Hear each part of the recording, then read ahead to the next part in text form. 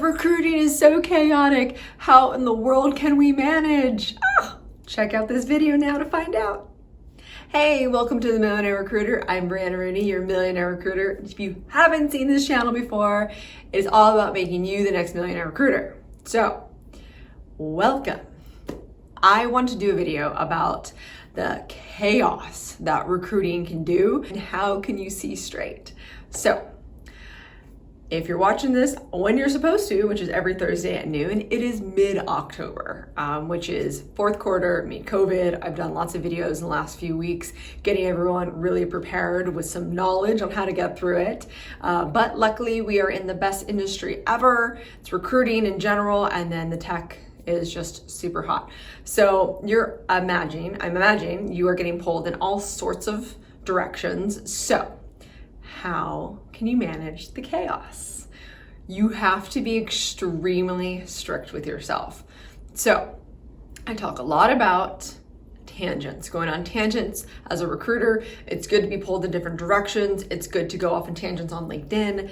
That's how you find really cool things, and you're not just, such a focused recruiter, because a focused recruiter isn't letting any good things in. They're just really narrow-minded, very niche. And although recruiting, you do need to have focus, it is good to go explore and find out, wait a minute, that's a really good company. Never heard of that company before. I'm gonna go do that.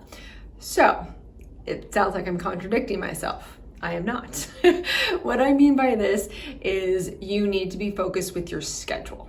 So not only I plan when I'm sourcing, I have on my schedule. I have all my Post-its on my desk in front of me. So I time myself. I do sprints. I'm gonna do 30-minute sprints to go source for Google. I'm gonna then take all of the intake calls.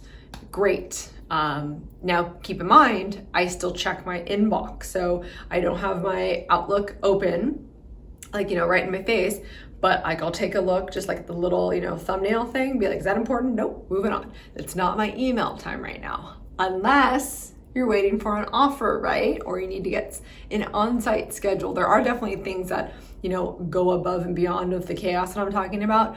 But in theory, you need to really make sure that you are staying tight on your candidates. With the fourth quarter, you know exactly their timeline, you know when they want to start, because remember there are the holidays, so you got to get people started for sure. And then as you're going through LinkedIn and you're sourcing, it's very easy to be caught off guard when somebody gets back. Now, in a perfect world, every single person that gets back is the most amazing candidate you've ever seen, and you can't wait to talk to them. Perfect world. Okay, that's not gonna happen. And if it does, please comment below, because I want to find out how you did it. But let's say I'm on LinkedIn and I'm sourcing. I will very quickly see, as I'm getting out my messages, who's getting back to me. I'll go on their profile really quick, because remember, if they're getting back to you, that means they're on LinkedIn right now and you need to message them and you need to hop and get an intake or get the resume or, whatever it is, because it needs to be now. They're reaching out to other people now as well. You want to be that person. But if it's not the most stellar candidate in the universe, finish up your 30 minutes of sourcing and then move on to your inbox. Okay, do you see how I had to put that out there? You need to work backwards, be hyper-focused. So you need to, for example, say you're trying to fill 10 roles. It seems super overwhelming. In reality, it's not. Just make sure you have overlap. But let's say you have 10 roles to fill. You are going to divide that out and say, okay, for each role, I'm gonna need to send out at least 50 messages per role. And this is how long it takes me to send out 50 messages. Okay, work backwards and hold yourself accountable to numbers. Then you're gonna know, okay, in 30 minutes, how many messages can I get out realistically? Hopefully at least 20, in my opinion. I think you should be able to get out more. Remember, you need to have your emails already written for all of the different searches you're doing. So then it's just like a copy and paste thing. Again, you don't want to be robotic, and you want to have, logic and feelings and stuff towards this, because you want people to feel that on the other side. But you also don't want to write a single message for every single person. That doesn't make any sense. So, but this video is not about that. That is about taking away the chaos. So you're just going to really go through it very, very, very tightly on your time frame. 30 minutes per search, 30 minutes to get back to people, Maybe then you have 30 minutes for your intake calls, which you can probably get in like 3 calls, perhaps, if you're moving and grooving, but probably just 2, it all depends. And then you're going back and forth. Now, lots of times, especially if you have people on on-site stage doing pre-on-site calls, post-on-site calls, you got offer calls, then you're thinking, when the heck do I even have time to source and get intakes? It's a great question. That is why you have to prioritize your day. And please clear your emails at night. That will really help you. And I know, like, for me, I love working. I like get super excited and super jazzed. And so like, I don't really want to do work before I go to bed because then it keeps me up because I'm just going. It's almost like I'm restarting my day. However, there are some emails you can definitely take care of before, and it's not full-blown work, sourcing. At least I can't do that. If you can source at night, do it. I just can't. But okay, now I'm getting chaotic. So the chaos, clear the chaos. Once I am overwhelmed, I definitely have to get up, walk a little bit, have some water, think things through. I get a notepad because for me, it's just therapeutic. But you can definitely get on your computer and write, okay, what's my most important things? Look back at your interviews. Am I missing anything? Because normally if there's something chaotic going on upstairs, it's because you're missing something or you're just thinking too much. So you need to clear your mind. Again, if that's a walk, then that's what you just need to do.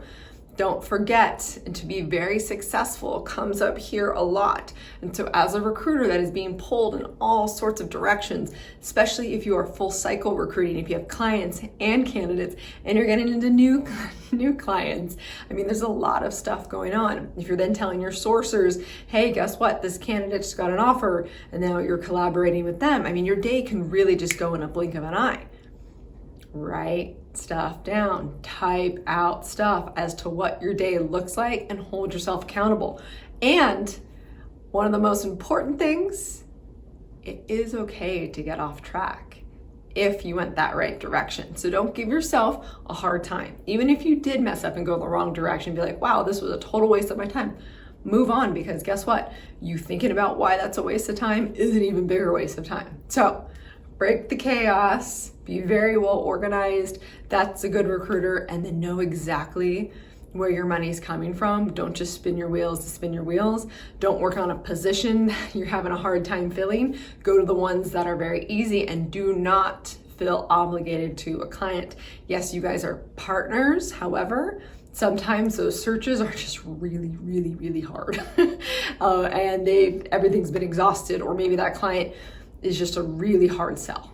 Remember, it's not on you, and that's the benefit. That's why it's beneficial to be a contingency recruiter or to be a retained recruiter.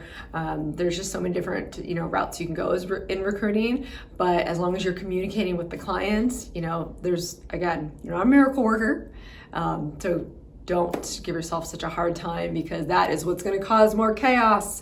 So finish this fourth quarter up strong. If you need anything, you definitely hop on Millionaire Recruiter and subscribe, comment, put all your questions down there, because I do read them and I do take into consideration every Thursday at noon when I'm doing these videos, when you're watching them.